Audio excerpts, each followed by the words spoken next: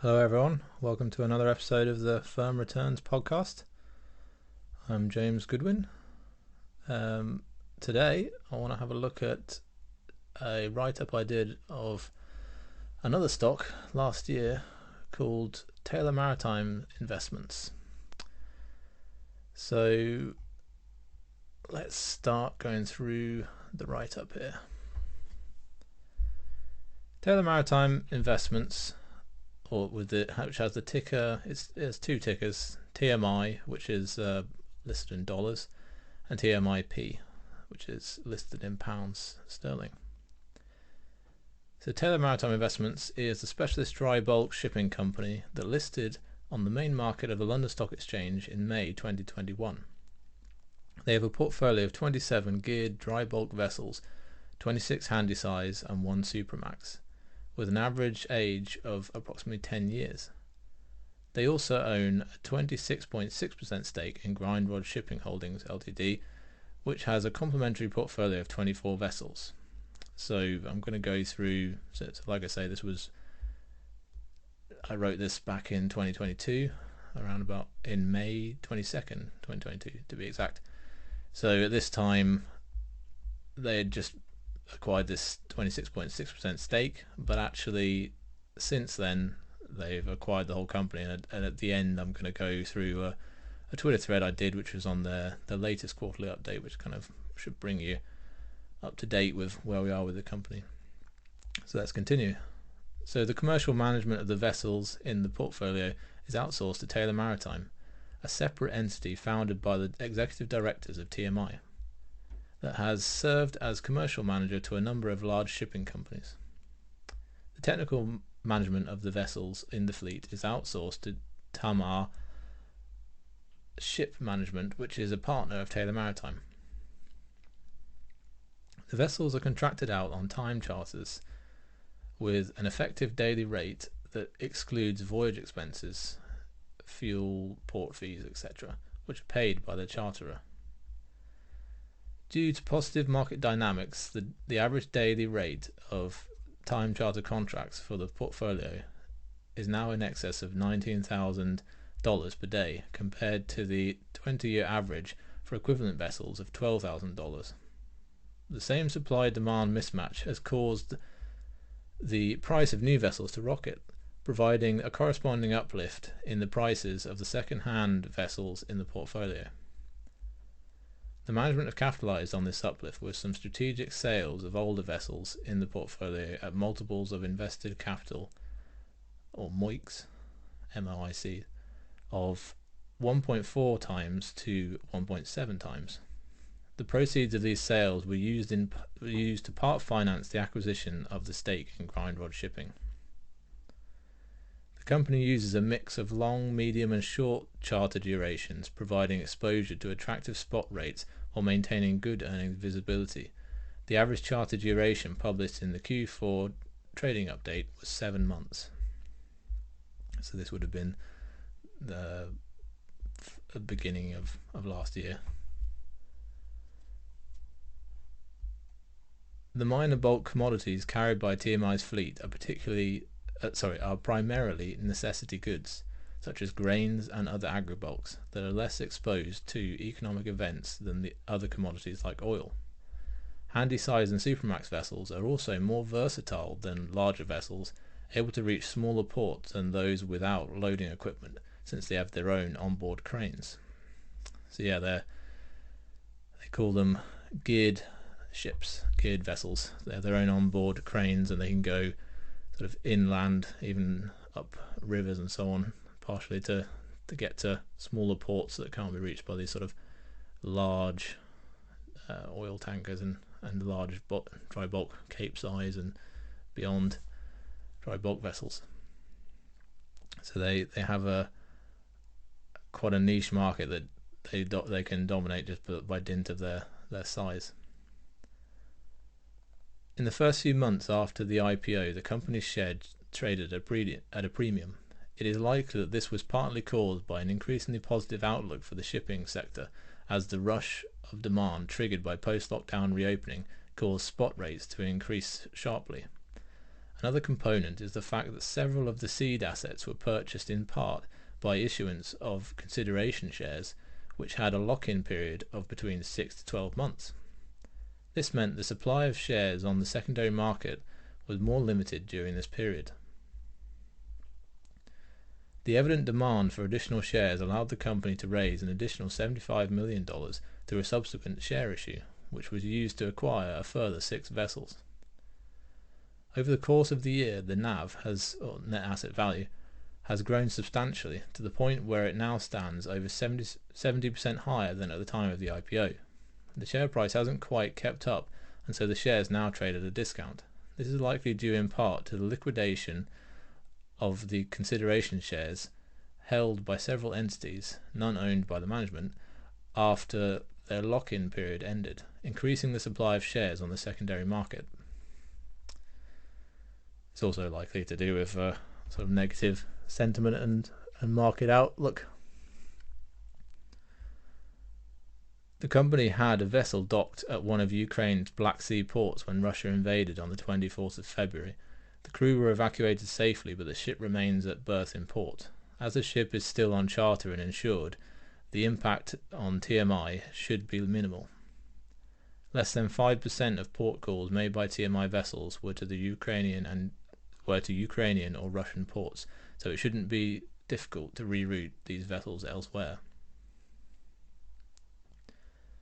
TMI employs a revolving credit facility restricted to a maximum of 25% of NAV to fund acquisitions, and is currently drawn to the value of $140 million, 24.3% of NAV, as of 31st of March 2022.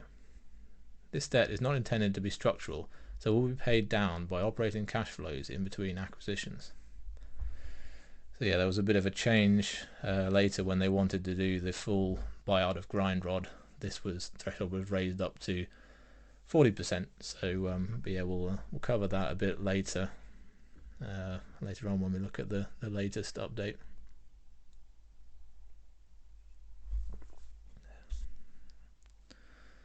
So let's have a look at the management. The company is very much a family operation, with Edward Buttery, the CEO, and Camilla Pierrepont, the CSO, Chief Strategy Officer, being brother and sister. Their father, Christopher Buttery, a veteran of the shipping industry and co-founder of Pacific Basin, sits on the board as a non-executive director. I would estimate their stake in the company to be somewhere between 5 to 10%, both through personal holdings and interests in other entities that have significant ownership stakes. Several of the seed portfolio assets were previously in the possession of other companies in which the Buttery family had a stake, and their sale to TMI was made partly through the issuance of consideration shares.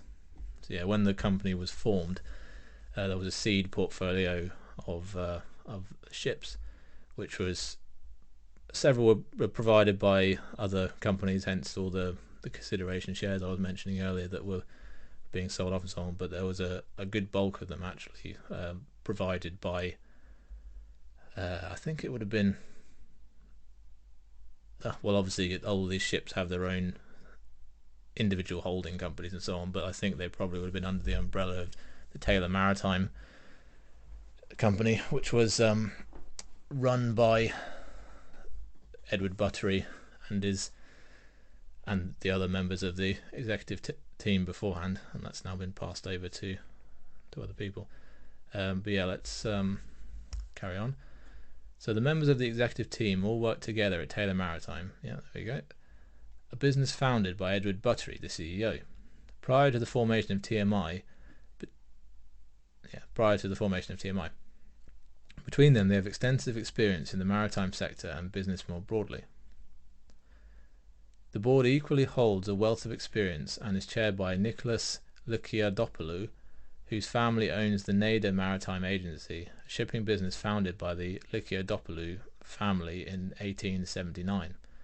So, since writing this, and since doing the Grindrod shipping acquisition, and the company now having a combined sort of NAV in excess of $1 billion, Nicholas has actually now left the board as chairman to go back, and because he was still running his own shipping companies, the Taylor Maritime Agency, so he's now gone back to focus on that, because while this was a smaller entity, it was possible, he believed it was possible to be chairman, but I think now the time commitment for this larger entity was such that he's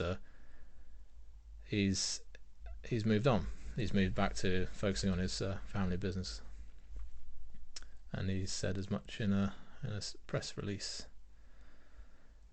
So the incentives of the executive team seem to be reasonably well aligned with the shareholders, as a large part of their remuneration comes in the form of a long-term incentive plan, or LTIP, paid through the issuance of shares, which is dependent on the size of the return on NAV they achieve. With a target 12% return achieved each year over a 3-year period, the total management fees, including base salaries, would equate to somewhere around 1% of the NAV. The fee percentage is expected to decrease as the NAV grows. So yeah, well, I'm not sure. We'll have to see in their next annual report whether that situation remains now that they have pretty much doubled the size of the company, whether that's still going to be 1% or less. It will have decreased, or whether they're going to start charging themselves more now that they're managing a bigger company. Well, we'll just have to see. So let's move on now to have a look at the valuation and investment case. To get a conservative baseline valuation for the company, I will consider only the expected operating cash flows, excluding any profits from appreciating asset values. As previously mentioned, the average daily charter rate for a 32 dry weight ton DWT handy-size vessels over the last 20 years has been $12,000. The vessel operating costs are as yet undisclosed by TMI, but drawing on information from other sources, I'd estimate them to be around $5,500 per day. I actually looked at some of the grind rod figures for this, which is the company they're acquiring, because it's quite a similar comparable portfolio, and they did provide a breakdown. So that was the source I used for that information. Subtracting one figure from the other gives us a daily operating income per vessel of $6,500. Multiplying this figure by the fleet size of 27 and the number of operational days per year, 227. 227 is what I've calculated from the data provided in TMI's Q4 trading update. So yeah, it's just worth noting actually at this point that when I wrote this, they hadn't actually published their first annual report, so I was doing all of these calculations from their trading updates. So, but I think the annual reports was pretty much in line with all this. So yeah, multiplying that $6,500 figure by the fleet size and the number of operational days per year, which is 227, we get an operating income of approximately $40 million per year from the vessel portfolio. If I add to this the well-covered dividend of $14 million the company receives from its stake in Grind Rod Shipping, we get an operational income of $54 million. So yeah, it's worth noting that now with the acquisition of Grind Rod, which actually had a larger fleet than Taylor Maritime Investments, you could expect that combined figure to be, well, potentially, if they're getting 14 million for, and that was just the dividends, that was not necessarily, they weren't paying out all of their operating income.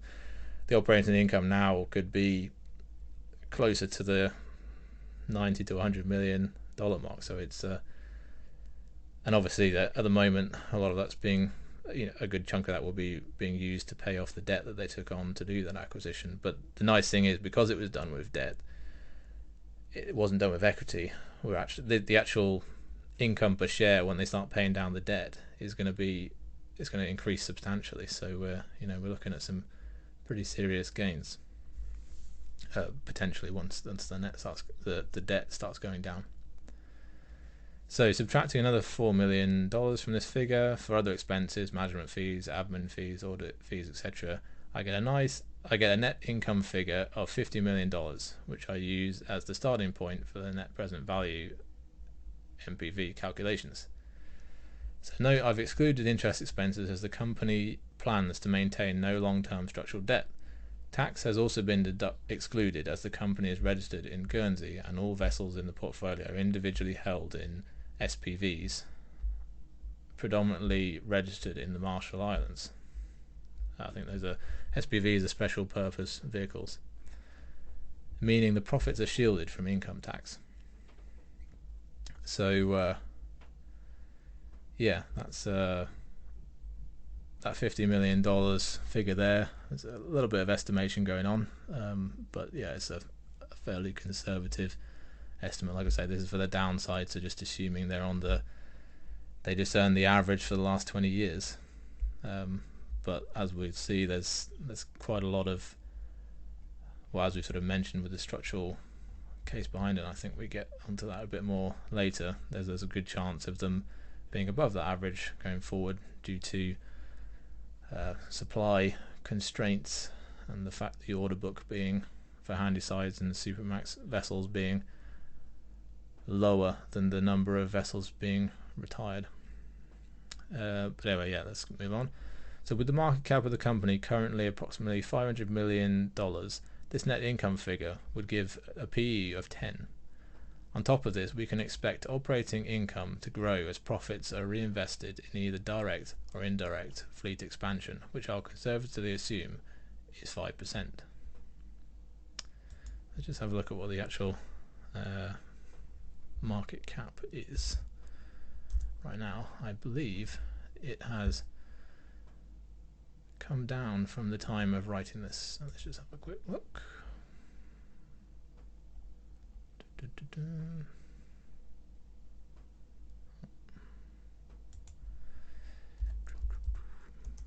One second. Oh yes, it has. So I think this will be in dollars. Yeah, $322 million. So it's actually come down quite a bit from the time I was writing this. So that's actually an even lower PE than that at the current price.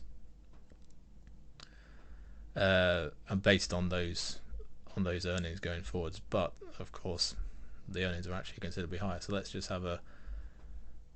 let's continue, shall we? So using a discount rate of 10%, these figures give a positive NPV, net present value, over 15 years. This provides decent downside protection, but I don't feel it accurately reflects the potential returns from this company. To put it in perspective, their operating profits for the quarter ending the 31st of March 2022 alone were $33 million, and the charter rates have only strengthened since then. So yeah, I mean, this is that's in one quarter more than half of the annual figure we were calculating there. So they did get a big boon in 2021 and 2022 with shipping rates being very high. I mean, we mentioned earlier the rates were at the time of writing this were $19,000 per day rather than $12,000, so significantly higher. And we'll get an accurate. I'll give you a picture of what their current rates are, as well the most recently reported rates are later. So where are we? Yeah. Right. Charter rates are expected to remain high for at least the next couple of years, as order books for new Handysize and Supermax vessels are currently below the rate of retirement, meaning the global fleet size is expected to shrink in the near term. There are a couple of factors contributing to this. The first is increased demand for new container ships, LNG carriers and oil tankers filling up shipyards as container shipping rates and fossil fuel prices have rocketed. The second is hesitancy to order new vessels due to anticipated environmental regulations that could impair their value. Effective supply is also expected to decrease as vessels are forced to slow down in order to reduce their emissions to meet forthcoming environmental targets set by the International Maritime Organization, IMO. If the company is able to recycle these near-term profits into further vessel acquisitions, the expanded portfolio size should bolster operating income and offset any drop-off in charter rates. Portfolio growth can be further accelerated if they are able to sell vessels at elevated prices and replace them with stakes in listed shipping companies selling at a substantial discount to NAV, as they did with Grindrod Shipping. So yeah, we saw examples of that, of them being able to sell those vessels at pretty phenomenal return on invested capitals and so on, and pretty good IRR as well, internal rate of returns, given the time in which they were able to sell them. So yeah, then we come to the final paragraph here for the investment case. There are a number of realistic scenarios that incorporate the current market conditions and favourable near-term charter rates under which the company could generate an IRR in excess of 20% for investors when modelled over 15 years. This would equate to a 15x multiple of invested capital. So there is a substantial upside to be had. So yeah, at 20% over 15 years, you get a 15x. So yeah, not bad if you can, if it can be kept up. But yeah, that's like I say, that was at the previous price that I recorded this. I'm pretty sure that was somewhere around, I can't remember exactly what the, did I say what the share price was of this company then? I have a feeling it was around about $1.44 or something like that, and it's now down at sort of, let me have a look, $1.12. So yeah, it's come down quite a bit since then. It's significantly more attractive. So let's briefly move on to the risks, which I outline here at the end, and then we'll have a look at the latest trading update. So the first risk to address is that of a global recession, looking increasingly likely given the current inflationary pressures, causing a market downturn. A mitigating factor against this risk is the fact that the cargo carried by TMI's fleet consists of necessity goods. A recession is likely to cause a distinct downturn in demand for discretionary goods, which you would expect to put downward pressure on container shipping rates. A similar argument could be made for fossil fuel shipments, as demand is killed by inflated prices. However, demand for necessity goods such as grains and other agribulks is less susceptible to economic downturns. The shipping rates are determined by the combination of the supply of vessels and the price of the commodities being transported. The supply of vessels looks favourable over the next few years, while the price of commodities such as wheat is likely to remain high for a stretch, but will eventually fall back down with a lag as input costs decrease. The second risk to address is management. When I first started looking at this company, I recognised this as a prominent risk given the close relationships, familial and otherwise, between the directors.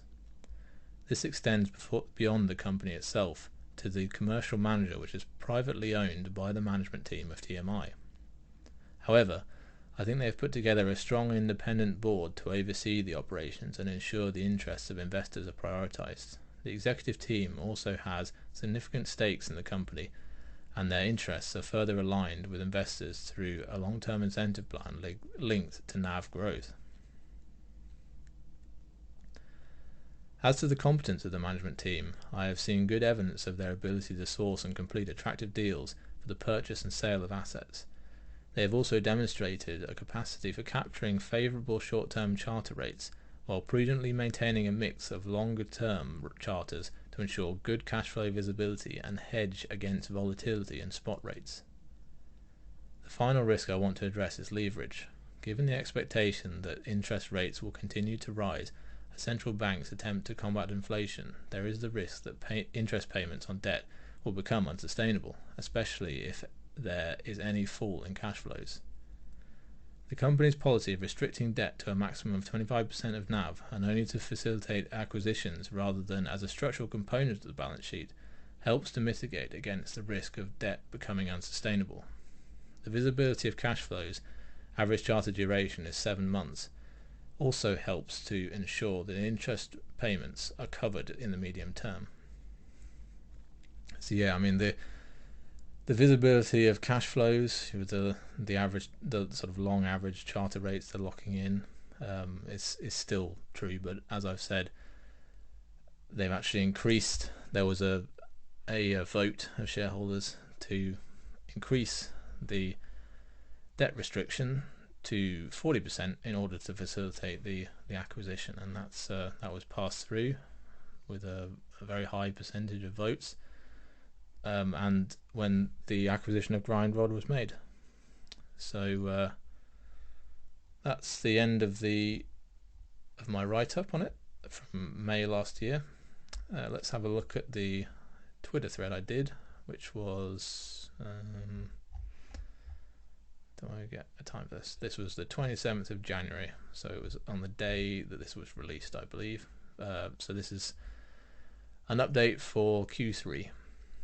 So, and if you actually have a look at the thread, you can see I've put a copy of the fact sheet on there as well, included in there, so you can have a look at this yourself. But yeah, I'll include the link to the article and to this thread in the description, well, in the notes for this episode. Right, so here are some highlights from the Q3 update. So NAV per share decreased slightly from $1.67, to $1.67 from $1.70 the previous quarter. This compares very favorably to the stock price at closing of $1.11. So like I said, it's $1.12 now. The shares are trading at a 33.5% discount to NAV. The 2 cents dividend was covered 4 times by operating profit of circa $29.5 million. At 31st of December 2022, the average charter rate was circa $15,800 per day, with an average duration of 6 months, providing good earnings visibility. So that's still significantly above the average of 12,000 for the last 20 years, but it's come down a bit from the 19,000 they were doing earlier in the year. So this equates to an unleveraged gross yield of circa 22%. So that's a gross yield on an unlevered gross yield on the net asset value. So the time charter rate achieved compared favorably to the adjusted Baltic Handysize Index, BHSI, of $9,983 at quarter end. So yeah, they've locked in rates that are higher than the spot rate, significantly higher than the spot rate at the time, which shows good management. The company completed the acquisition of Grin during the period, of which it now owns 83.23%. The combined fleet of 57 vessels has a market value of $1 billion. So you can see I think they might have sold off some, but it's pretty much they got over 30 vessels, I believe, from Grin. So quite it was slightly more, and some of those are larger vessels, which I think they're intending to sell off. So some ones that they effectively weren't Handysize or Supramax. I think they were Ultramax vessels. So I think they're looking to sell off some of those larger vessels, which will obviously bring in more money and have higher charter rates. But I think they want to just get it down to a fleet of all the same sort of size vessels that can be managed by the same, probably by Taylor Maritime for the shipping management, and then Tamar maybe for the sort of operational management.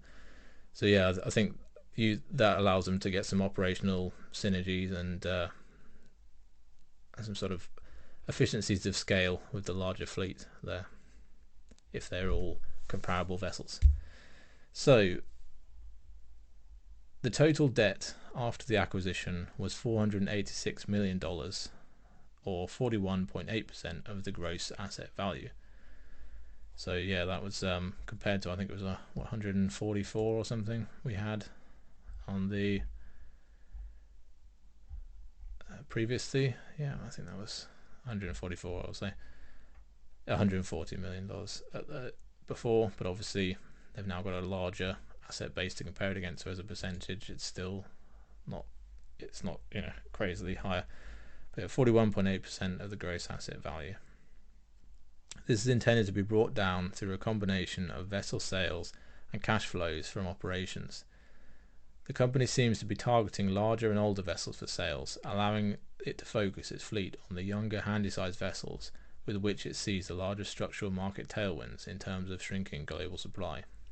Yes, that's another aspect. So they think the price dynamics for the supply demand components of the market and so on are better for the handy-sized vessels than they are for some of the larger ones. So that's why they're looking to sell off the larger ones and focus the fleet on the smaller ones, which will perhaps appreciate and hold their value longer.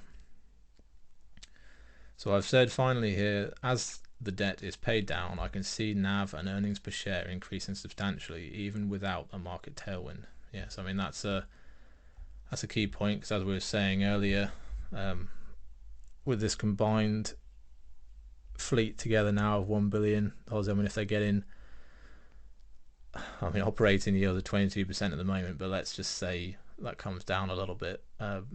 If they were managing to get the sort of 10x multiple they were getting, that we were looking at before on the average, then that could be, so we were estimating sort of 50 million there. But so yeah, let's say we're getting that kind of figure, like 10% yield, let's say on the NAV long term. That's going to be 100 million or whatever, $100 million earnings, and the NAV will be, once they start paying off the debt, will be significantly higher as well. So we've got quite a bit of potential upside as that debt starts to get paid down, and quite a crazy amount of earnings. I mean, if we're talking, they've got the potential of paying the debt down and that's with the average rates of sort of $100 million or more, and assuming they don't make any acquisitions anymore, vessel acquisitions going forward, even just individual ones. Yeah, we've got a lot of potential upside there from here. But yeah, anyway, that's pretty much all I've got on that one. So I've just thought that would be an interesting one to cover. It's one I covered, like I say, I wrote up last year, earlier on in last year, and I mean I actually bought it fairly soon after the IPO. It was probably the only time I've actually done anything like that, buying it close after the IPO. I didn't actually participate in the IPO because it was it would have been one where I'd needed to have, it wasn't being, I think I'd have had to have sent off for a share certificate. I'd have to mailed a check for a minimum of $1,000 or something to buy the shares, and I wasn't quite sure I was happy with that process, and I'd have had to have handed over the share certificates to my broker to make them electronic, and it would have been a complicated thing. So I just thought, even if the price goes up a little bit after the acquisition, I think I'd prefer to wait, and so that's what I did. But I got them pretty within sort of 5 or 10% of the IPO price, which was $1 per share. So, and yeah, I mean, you can still get them now for not much more than the IPO price, even though the price the NAV per share has gone up so substantially since then.